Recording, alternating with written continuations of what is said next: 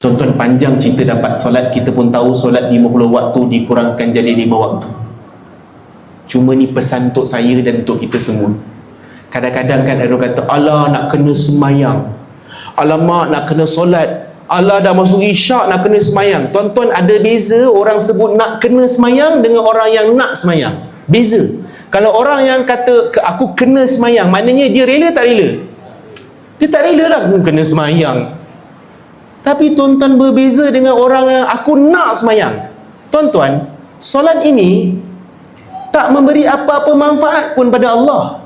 Bahkan satu dunia tak solat pun tak akan mengurangkan sedikit pun khazanah Allah.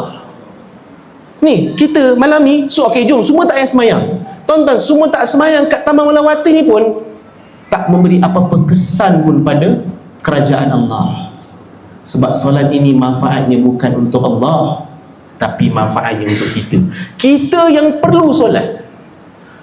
Dai, kenapa perlu solat, Dai? Nabi tanya pada sahabat, wahai sahabat-sahabat, apakah pendapat kamu tentang seseorang yang bila dia keluar daripada rumah, ada satu sungai di depan rumahnya, dan dia mandi di depan rumah dia tu, sungai dia tu 5 kali sehari, adakah masih ada lagi sisa kekotoran pada tubuh badannya? Sahabat tanya, tak adalah, dah bersih 5 kali berenang, mandi dekat sungai depan rumah. Maka Nabi kata, itulah perumpamaan bagi mereka yang melaksanakan solat 5 waktu sehari semalam, Allah telah bersihkan dosa-dosanya.